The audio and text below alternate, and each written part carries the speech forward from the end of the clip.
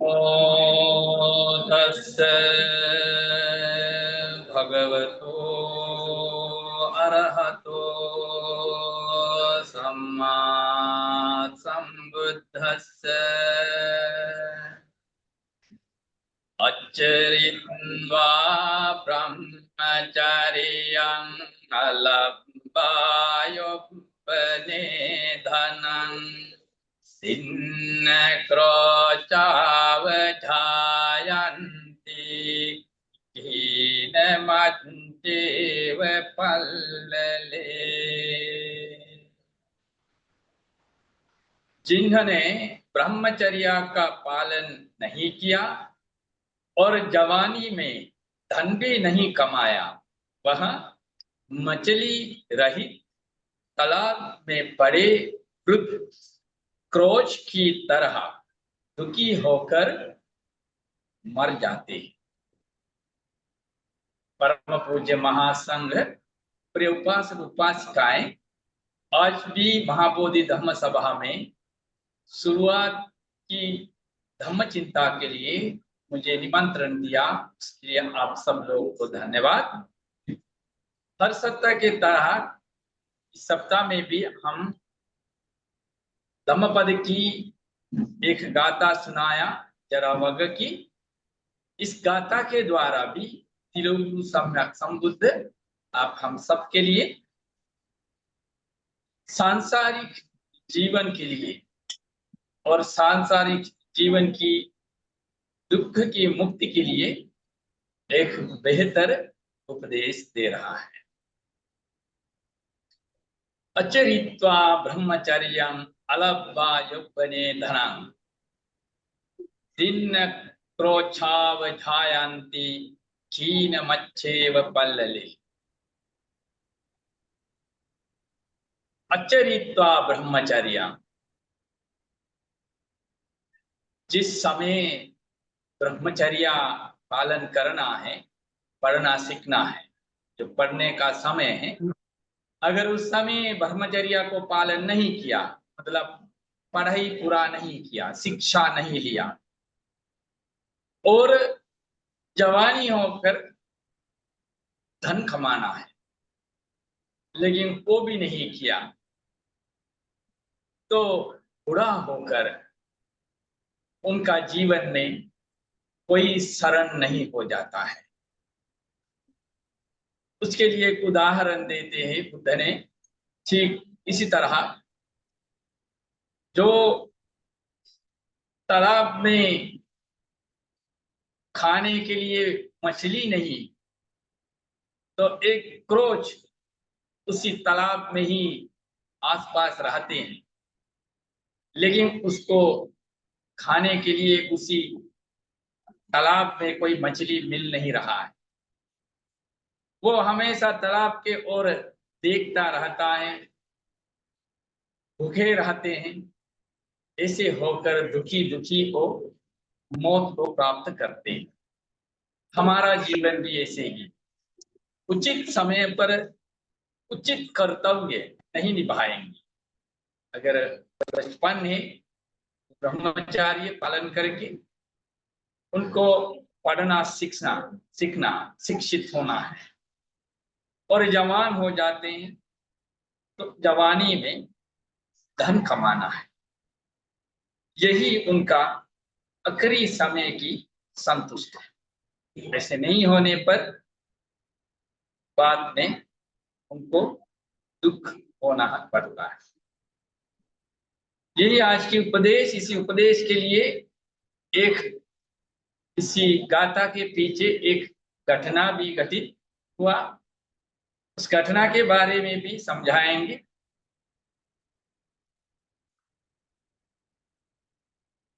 इस घटना की कहानी सुनकर बुद्ध की ये उपदेश और ज्यादा हमें समझ जाता है और हमारा दिमाग में इस ज्ञान को बैठ जाता है।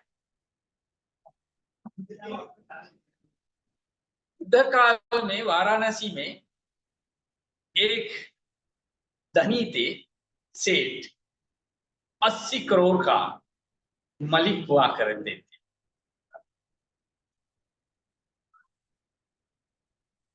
उनको एक बेटा हुआ।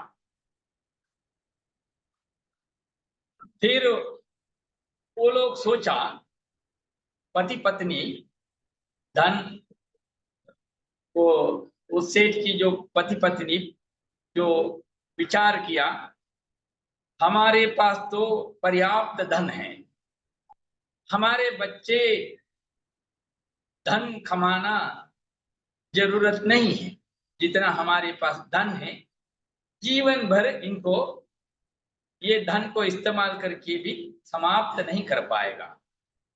इसलिए हम लोग इनको धन कमाने का कला और कुछ नहीं सिखाएंगे, सिर्फ इनको गाना नाचने का सिखाएंगे। ऐसे ही किया हो। फिर दूसरा तरह और एक वाराणसी में और एक परिवार था, वो भी सेठ थे, उनमें वो भी 80 करोड़ का मालिक हुआ करते थे। उन परिवार को एक बेटी हुआ। उन लोग भी वही विचार किया, वही सोचा जैसे पहला जो सेठ ने सोचा था।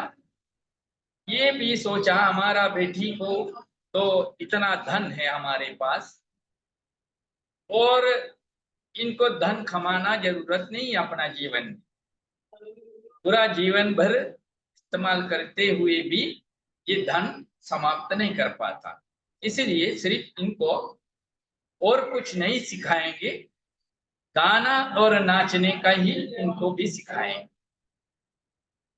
फिर पले बढ़े, ये दोनों का परिवार में रिश्ता बन गया। ये दोनों के बीच में विवाह संबंध हुआ, एक नया परिवार बन गया। फिर ये लोग बहुत सुख से जीवन बिताते हैं और अच्छा गायक और गायिका बने, लेकिन कोई और धन कमाने का तरीका नहीं चुना और राज दरबार में भी ये सेवा में लग गई। तो कुछ समय के बाद इन लोगों का जो माँ बाप स्वर्गस्थ हुआ, चल बसी। फिर ये अभी इन लोग का जो पुत्र है वो भी धन्य है, जो रास्ता में जाते हैं वहां एक जगह पे कुछ लोग नशा करते थे, दारू पीते थे। फिर वो लोग देखा कि 80 करोड़ का मालिक ये रास्ता में जो जा रहा है, अगर इनको हम लोग शराब पीने का, दारू पीने का आदत डलवाएंगे तो हम लोगों को रोज दारू पीने का धन मिल जाएगा इनके जरिए। ऐसे सोचकर धीरे धीरे उनके साथ दोस्ती बनकर थोड़ा थोड़ा दारू पिलाया। ये भी दारू पीकर धीरे धीरे नशा की आनंद लेने का आदत डाला। फिर इनका घर परिवार में भी शांति नहीं, दारू जो पीते हैं तो उनका घर परिवार में भी अशांति हो जाता है, तो घर की संबंध भी बिगड़ गया। फिर ऐसे चलते चलते इनका पूरा धन खत्म हो गया, क्योंकि इतना धन इन्हें खर्चा करते हैं तो फ्री में जो दारू पीने वाला बहुत इकट्ठा हो जाता है, सबको पिला पिला करके पूरा धन समाप्त कर दिया। अभी अपना घर की पुराने याद, पुराने चीज पड़े हैं सामान, वो भी बेचने का शुरू किया। जितना भी पुराना महंगी कीमत जो चीज है वो सब बेच बेच करके दारू पीना शुरू कर दिया। इतना शराब में आदत हो गया, बिना नशा करके इनको रहना ही मुश्किल है। फिर वो भी खत्म हो गया तो बचा अपना जमीन, सारा जमीन भी बेच डाला। अभी बेचने के लिए कुछ नहीं। ये दोनों पति पत्नी फिर रास्ता में गिर पड़ा। अपना रहन अभी रास्ता में आ गया। फिर रास्ता में रहते रहते अभी कोई धन कमाने का कला तो सीखा नहीं है, तो भीख मांगना शुरू कर दिया।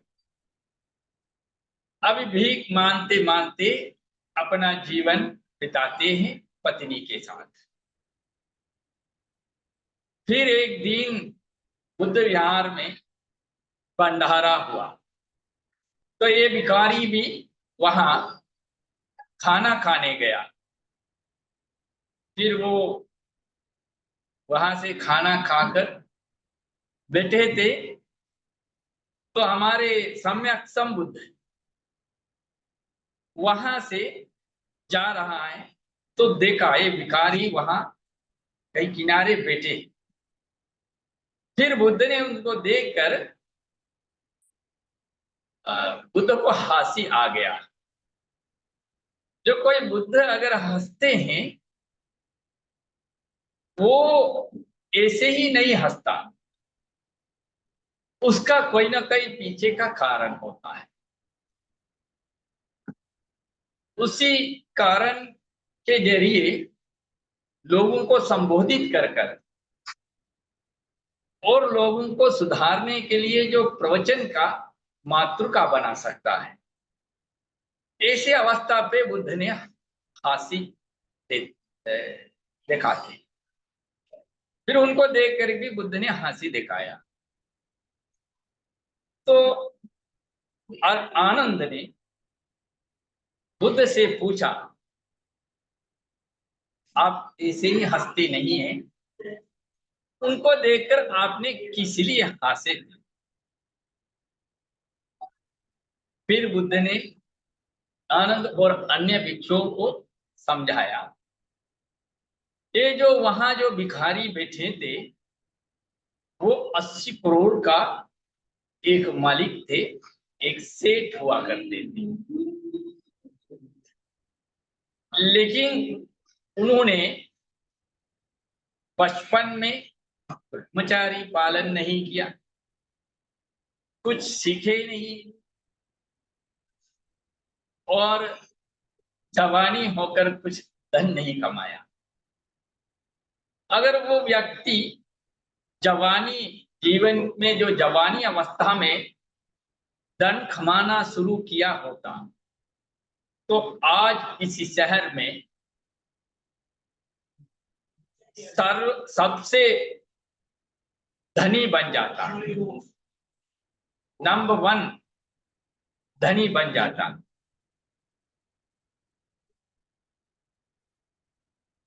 और अगर इन्हें उसके विपरीत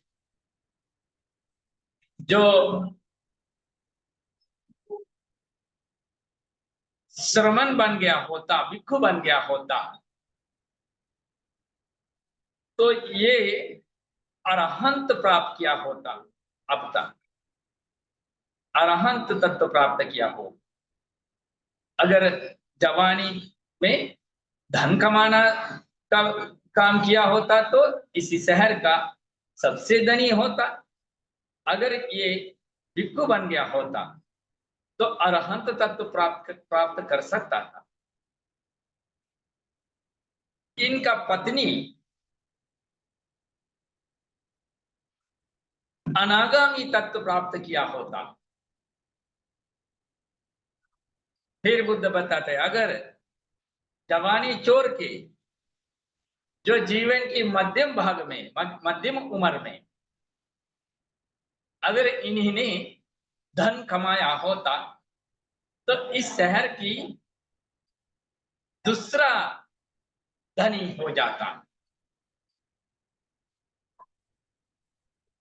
अगर उससे विपरीत इन्होंने जीवन में मध्यम भाग में भिक्षु बन गया होता,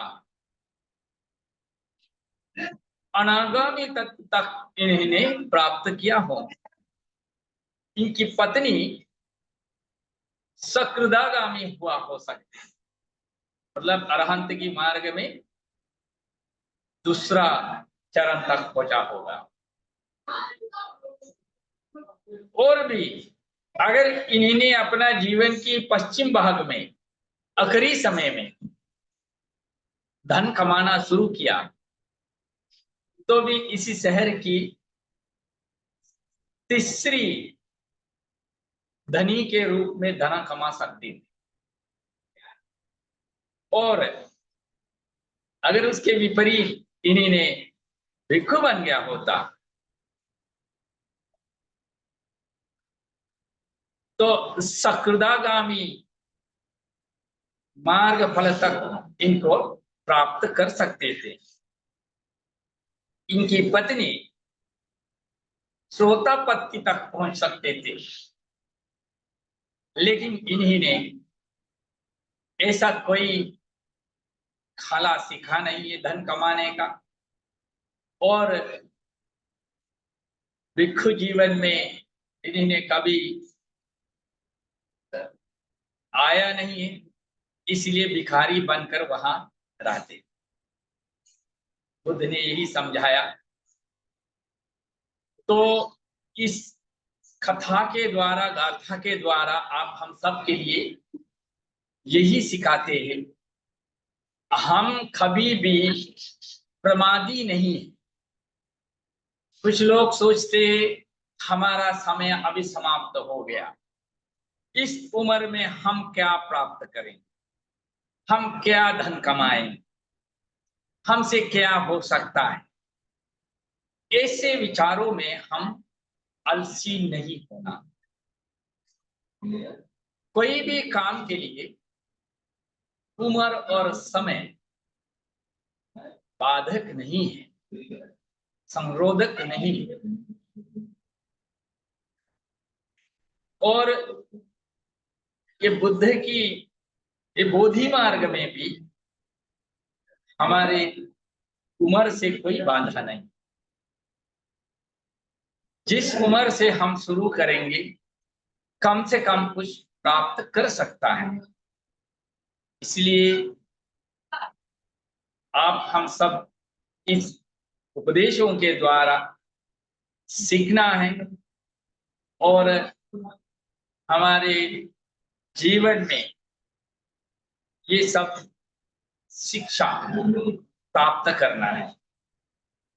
इससे ही ये धम्म सभा से जो ज्ञान मिलता उस सब का लाभ हो जाता है। इसलिए आप सभी लोगों को भी मैं प्रार्थना करता हूँ, अपना जीवन में कोई भी उम्र की अवस्था में जो रहें, सभी के लिए अभी अभी शुरुआत करना है और आगे बढ़ना है। उसके लिए बुद्ध धम्म संघ की आशीर्वाद प्रार्थना करते हुए मेरा छोटा सा धम्म चिंता समाप्त करते हैं। तिलोगुरु सम्यक संबुद्ध के समय से लेकर जितना भी ये धम्म को प्रचार प्रसार के लिए जो योगदान दिया, उन सभी लोगों को शांति प्राप्त हो। और महाबोधि संस्था के संस्थापक बोधिसत्व अनगारिक धर्मपाल जी से लेकर के जितना भी महाबोधि संस्था के द्वारा धर्म प्रचार प्रसार के लिए योगदान दिया, उन सभी भिक्षु भिक्षुणी उपासक उपासिकाओं को शांति प्राप्त हो। और तत्काल में महाबोधि संस्था के महासचिव परम पूज्य शिवली पंत जी से लेकर के जितना भी भिक्षुगण, भिक्षुणीगण और उपासक गण, उपासिका गण, उन सभी लोगों को ये पुण्य शक्ति होकर सब लोग स्वस्थ रहें, सुखी रहें, सबको कल्याण होगा। और आप सबका घर परिवार में भी सभी लोगों के लिए ये पुण्य होगी और सबको सुखद जीवन के लिए प्रार्थना करते हैं और सबके लिए वो सम्यक संबुद्ध की इस बोधि मार्ग में चलकर सांसारिक दुख अंत करके सबको सुख प्राप्त होगा करके आशीर्वाद करते हैं। साधु साधु विभजन्तु सर्वरोगो विनश्यतु माते भवन्त्वन्तरायो सुखी दीर्घायुको भव। भवतु सर्वमङ्गलं रक्षन्तु सर्वदेवता सर्वबुद्धानुभावेन सदा सुखी भवन्तु ते। भवतु सर्वमङ्गलं रक्षन्तु सर्वदेवता सर्वधर्मानुभावेन सदा सुखी भवन्तु ते। भवतु सर्वमङ्गलं रक्षन्तु सर्वदेवता सर्वसंघानुभावेन सदा सुखी।